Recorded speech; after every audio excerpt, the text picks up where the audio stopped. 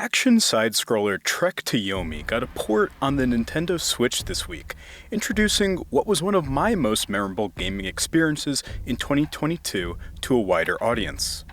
Yomi comes to us from independent game developer Leonard Menciari and Polish studio Flying Wild Hog, whose collaboration here truly captures the aesthetics of works from legendary filmmaker Akira Kurosawa. In that same cinematic vein, Yomi plays around with camera perspective in interesting ways as it blends the 2D and 3D planes across the game's 7 chapters. The story is pretty straightforward. As a vow to his dying master, young swordsman Hiroki is sworn to protect his town and the people he loves against all threats. Believe it or not, this doesn't go so great.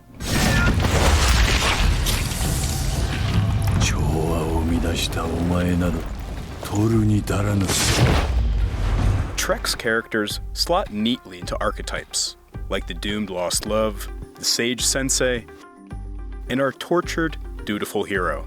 Yet I found myself genuinely moved by Hiroki's tale of loss, revenge, and the cost of seeking it when all was said and done.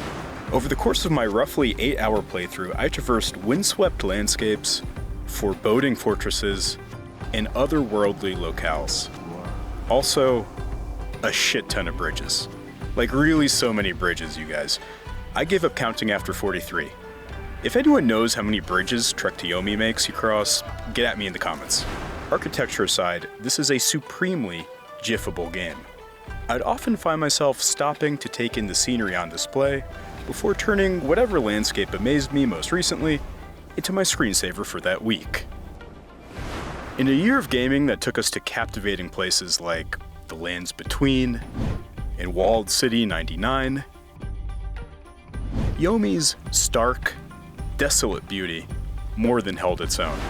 Yomi's gameplay loop lent itself well towards playing on the go with the Switch. Each stage is a mix of exploration and streamlined combat, with each chapter culminating in a tense boss battle, which vary in challenge from not so bad to absolutely brutal. At your disposal are light and heavy attacks for dealing with different foes, while rewarding precise parrying. There's plenty you unlock as you progress, including special combos and an assortment of ranged weaponry. But honestly, button mashing will get you most of the way there. Just remember, these Jingasa-wearing jerks need strong attacks to crack their domes, and you're golden. One weakness of Yomi is the lack of enemy variety, further magnified by the fact that you see many of these same MFers again in the underworld after killing them the first go-round. I can see some bouncing off of the game due to its difficulty, which largely derives from inconsistent checkpoint placement, frequent ambushes, and cheap deaths. Perseverance through great trial is certainly a central theme, and the odds being stacked against the player is something Trek to Yomi seems self-aware of.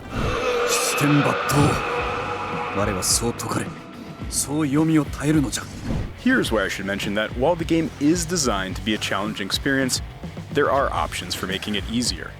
Conversely, after completing the game, you unlock a mode in which you'll die after one hit. If this sounds like your bag, you are a stronger, get-gooder gamer than I. Perhaps at this point you're thinking, Eric, do you actually like this game? Yes, viewer, I do. It's definitely not for everyone though. See, there was a saying among my fraternity at the small liberal arts college I attended that pledging was the best time you'll never want to experience again. That's Trek to Yomi in a nutshell.